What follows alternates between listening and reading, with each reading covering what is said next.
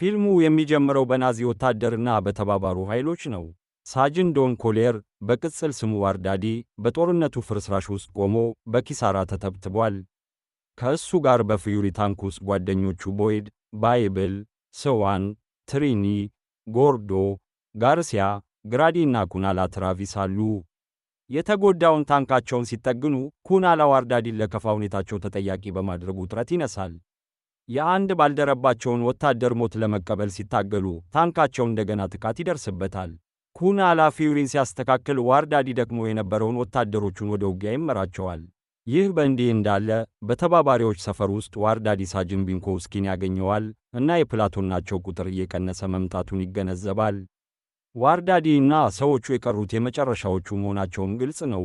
ለሞተው ጓደኛቸው ሬድን እያዘኑ ዋርዳዲ ለቀሩት ወታደሮቹ ባይብል፣ ጎርዶና ኩናላ ትዕዛዝ ይሰጣል። ዋርዲን ብቻውን በሬድ ሞት ምክንያት በራሱ ሐዘን ውስጥ ይገባል። ድባቡ የጠበቀው ሰዓታቸው በግል ኖርማን ኤሊሰን ገና 8 ሳምንት ብቻ በሰራዊቱ ውስጥ ባሳለፈ አዲስ ምልምል መምጣትም ይቋረጣል። ዋርዲን በኖርማን መገኘት ይደነቃል እና ከሌሎቹ ወታደሮች እንዲርቅ እንዲሁም ማንንም ሳይቀርብ ትዕዛዝ እንዲከተልም ይታዘዛል።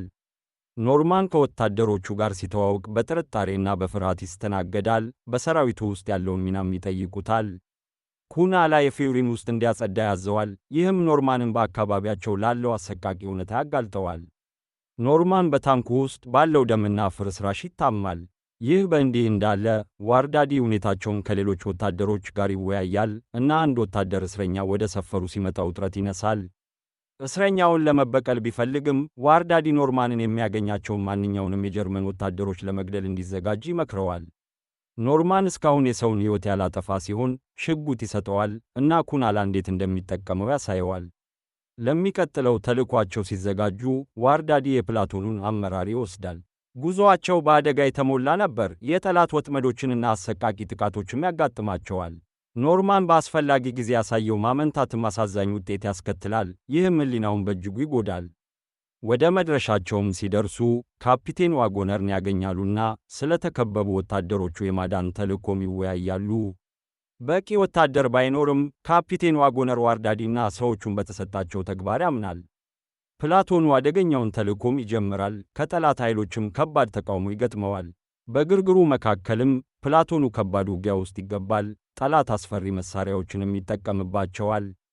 ምንም እንኳን ዕድሉ በእነሱ ላይ ቢያደላም ዋርዳዲና ሰዎቹ ተልዕኳቸውን ለማጠናቀቅና ወታደሮቻቸውን በምንም ዋጋ ለማዳን ቆርጠው ይነሳሉ። በጦርነቱ መካከልም ኖርማን ለውጊያ አዲስ እንደመሆኑ መጠን ሽጉጡን ሲሞላ በመደናገጡ የጠላት ወታደር ላይ መተኮስ አልቻሉም። ግን እንደ ዕድል ሆኖ ባይብል ገብቶ እንዳይመታ ይታደገዋል። ከዚህ ክስተት በኋላ ጎርዶ በኖርማን ማመንታት ተበሳጭቶ መሬት ላይ ያለውን የጠላት ወታደር እንዲገድለው ያዘዋል። ኖርማን ወታደሩ ሞቷል ብሎ በማመን ያመነታል። ነገር ግን ጎርዶ ሁለቴ መተኮስ እንደሚያስፈልግ ይናገራል። ኖርማን ተደናግጦ ትግሉን መቀጠል እንደማይፈልግ ይገልጻል። ዋርዲም በማመንታቱ ምክንያት ሲነቅፈው ጎርዶ ይህ ድርጊት የጦርነት ጭካኔ የተሞላበት እውነታ አካል መሆኑን በማስረዳት ሊያጽናናው ይሞክራል። ስሜታዊነቱ ቢኖርም ቡድኑ በመጨረሻ የናዚ ወታደሮችን ማሸነፍ ይችላል። በአንድ ልብ የሚነካ ቅጽበትም ከወታደሮቹ አንዱ ወደ ሞት አፋፍ ላይ ያለ የጠላት ወታደር ቀርቦ ይጸልያል።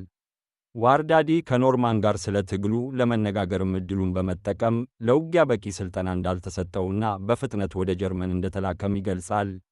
ቡድኑም እየገፋ ሲሄድ በአሜሪካን ጃኬት የተደበቀ አንድ የናዚ ወታደር ያገኛሉ። እሱም ሌሎች ወታደሮችም እየተጫወቱበት ነበር። ዋርዲም ጣልቃ ገብቶ ኖርማን ናዚውን እንዲገድል ይጠይቃል። እሱም እምቢ ሲል ዋርዳዲ በኃይል ጥይቱን በእጁ ውስጥ አስቀምጦ እንዲተኩስ ያደርገዋል። በክስተቱም የተደናገጠው ኖርማን ወደ ቡድኑ ሲመለስ በባይብል ይጽናናል። ዋርዳዲ ከባድ ሰው ቢመስልም ወታደሮቹ ቡድናቸውን አንድ ላይ ያቆየው እሱ መሆኑንም ይነግረዋል። ጉዞአቸው ወደ ቅርብ ከተማም ይመራቸዋል። በዚያም አስፈሪ ትዕይንት ያጋጥማቸዋል። በጦርነቱ ለመሳተፍ እምቢ ያሉ ጀርመኖች አስከሬናቸው በመንገድ ላይ ተሰቅለውም ይታያሉ። ወደ ከተማውም ሲገቡ የጀርመን ወታደሮችን ይፈልጋሉ።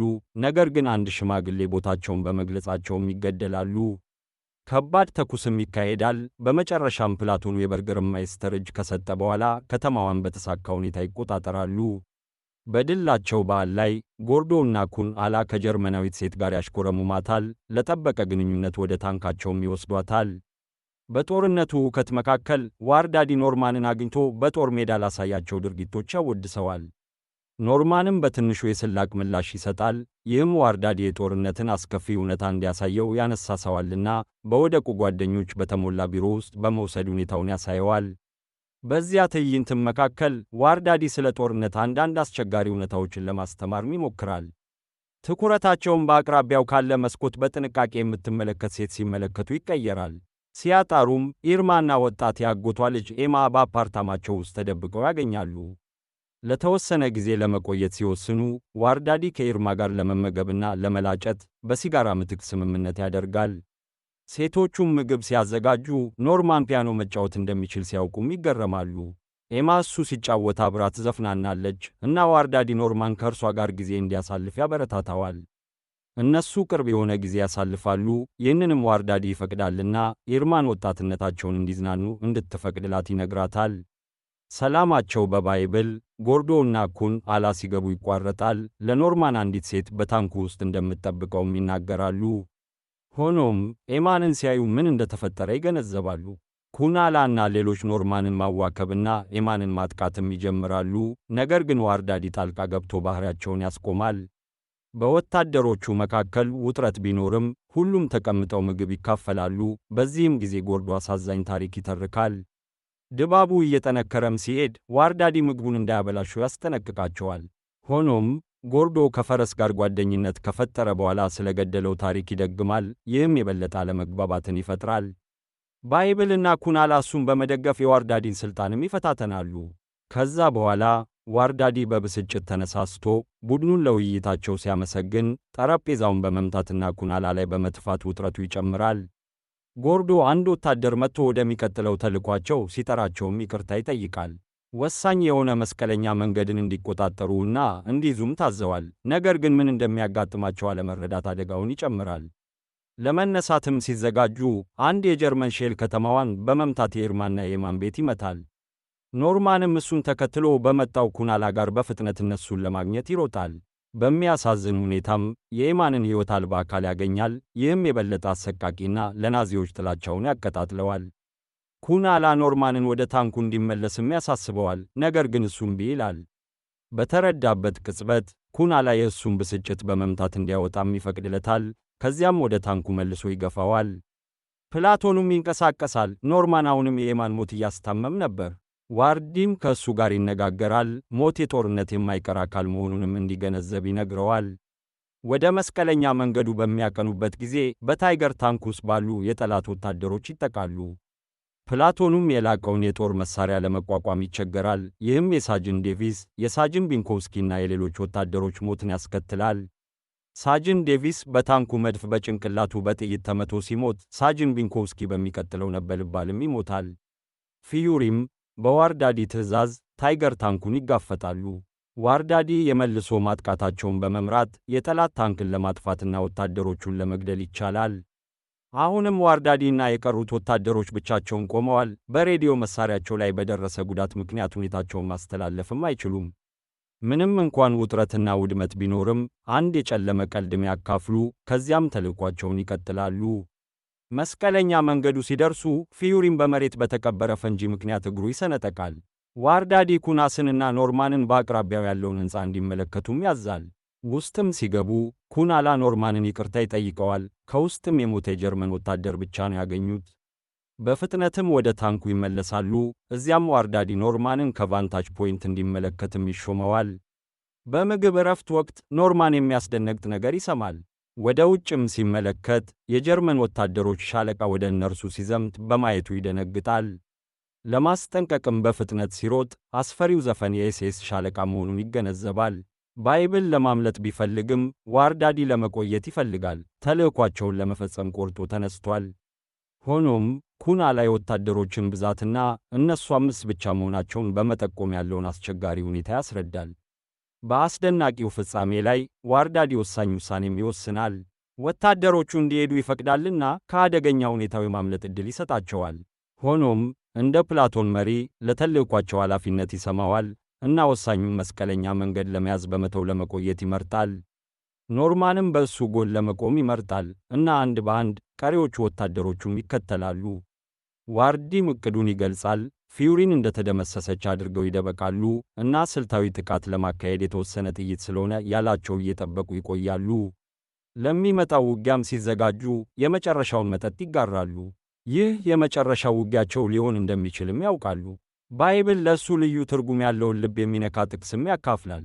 ዋርዲም ትክክለኛውን መጽሐፍና ምዕራፍ ማወቁም ይገርመዋል። ኖርማንን ማሽን የሚል አዲስ የጦርነት ስምም ይሰጡታል። ይህም የትግል መንፈሱን የሚያመለክት ነው። ብዙም ሳይቆይ ጠላት ይቀርባልና ፊውሪን ይከባል። ማሽኑ የጠላቶችን ግስጋሴም አይቶ ወታደሮቹን ያስጠነቅቃል። ውጊያውም ይፈጠራልና የጀርመን ወታደሮች ሻለቃ ጋር ይጋጠማሉ። ሌሊቱን ሙሉ በጽናትም ይዋጋሉ። የእጅ ቦምቦችንም ይበተናሉ፣ የታንክ ትራኮችም ይፈነዳሉ እና በአቅራቢያ ያሉ የጠላት መደበቂያ ስፍራዎችም ይወድማሉ። በዋርዳዲ መሪነት ብልጫም ያገኛሉ፣ በርካታ የጠላት ወታደሮችንም ይገድላሉ። ሆኖም ጥይቶቻቸው አደገኛ በሆነ ሁኔታ ይቀንሳል። ዋርዲም አቅርቦቶቻቸውን ለመሙላት አደገኛ ዕቅድ ያወጣል። ጎርዶና ማሽኑ እሱን ሲጠብቁት ተጨማሪ ጥይት ያመጣል። በአስደናቂ ቅጽበትም ጠላቶች ፊውሪን ሰብረው ለመግባት ችለዋል። ይህም ወደ ከባድ እጅ ለእጅ ውጊያ ይመራል። ዋርዲም ይቆስላል፣ ግን በባይብል ፈጣን እርምጃዎች ይተርፋል። ይህ በእንዲህ እንዳለ ጀርመኖች ጥቃታቸውን ለመቀጠል ያቅዳሉ። ቁጥራቸው ትንሽ በሆኑ ወታደሮች በላይ ለመሆንም ይጥራሉ። ውጥረቱም እየጨመረ ሲሄድ ሁለቱም ወገኖች ጥይታቸው እየቀነሰ ይሄዳል። ወታደሮቹም በጀግንነት ይዋጋሉ፣ ነገር ግን ሞት እየበዛ ይሄዳል። ኩናስም በጠላት ጥቃት ይሞታል፣ ባይብልንም በሐዘን ውስጥ ይጥለዋል። ዋርዳዲ የቀሩትን ወታደሮች ሰብስቦ ምንም እንኳን አስቸጋሪ ቢሆንም እንዲቀጥሉ ያሳስባል። በመጨረሻው ተስፋ አስቆራጭ ፍጥጫ ያደርጋሉና ወታደሮቹ ከሚዘምተው የጀርመን ጦር ጋር ይጋጠማሉ። ጥይቶችም ይበተናሉ፣ የእጅ ቦምቦችም ይፈነዳሉ እና ውጊያው ወደ ፍጻሜው ይደርሳል። ጥይቶቻቸው ሲያልቅ ወደ እጅ ለእጅ ውጊያና የፊውሪ መትረጊስ ይመለሳሉ። የሚያሳዝነው ጎርዶ ራሱን መሥዋዕት አድርጎ ጓደኞቹን ይከላከላል። ዋርዳዲ፣ ማሽንና ባይብል ብቻ ከማይቋረጠው የጠላት ጥቃት ጋር ይቀራሉ። ውጪ ማሽን ባይብልን ከሞት አፋፍ ላይ ያድነዋልና የማይናወጥ ታማኝነት ያሳያል። በሁከቱ መካከል ዋርዳዲ ጠላቶችን ለማስወገድ ከባይብል የእጅ ቦምብ እንዲያመጣለት ይጠይቃል። ሆኖም አሳዛኝ ሁኔታ ይከሰታል። ተኳሹ አነጣጥሮ ባይብልንና ከዚያም ዋርዳዲን ይገድላል። ልብ በሚሰብረው ቅጽበት ማሽን ብቻውን ይቀራል። ከባድ ተግዳሮቶችም ተጋርጠውበታል። ፊውሪም ጥቃት ሲደርስባት ማሽን በታንኩ የታችኛው መውጫ በድፍረት ያመልጣል። ከዛም የጠላትን የማያቋርጥ ፍለጋ ለማምለጥ ተስፋ በማድረግ ይደበቃል። አንድ ወጣት የጀርመን ወታደርም ያገኘዋል፣ ግን በሚያስገርም ሁኔታ ሕይወቱን ለማዳን ይመርጣል። ጠዋት ሲነጋ ማሽን የሚያልፉ ፈረሶች ድምፅ ይሰማል፣ የሞቱ አስከሬኖችንም ያገኛል። በከባድ ልብም ይሸፍናቸዋልና ለወደቁት ጓደኞቻቸው ለመበቀል ዝግጁ ይሆናል። ለእርሱ እፎይታ የአሜሪካ ወታደሮች ደርሰው ጀግና ብለውም ይጠሩታል። ፊውሪን የተመታችና የተሰበረች የአሰቃቂው ጦርነት ውጤት የሚያሳይ አስፈሪ ምስል መካከል ኖርማን ኤሊሰን አሁን ማሽን በመባል የሚታወቀው በአስፈሪው ጸጥታ ውስጥ ብቸኛው የተረፈ ሆኖም ይቆማል። የጦርነት መሥዋዕቶችና አስፈሪ ነገሮች ማረጋገጫም ነው። ስለተመለከታችሁ እናመሰግናለን። እንደዚህ አይነት ተጨማሪ ቪዲዮዎችን ለማየት ከፈለጉ ሰብስክራይብ ያድርጉ፣ የኖቲፊኬሽን ምልክቱንም ይጫኑ እና ቻናሉን ለመርዳት ላይክ ያድርጉ።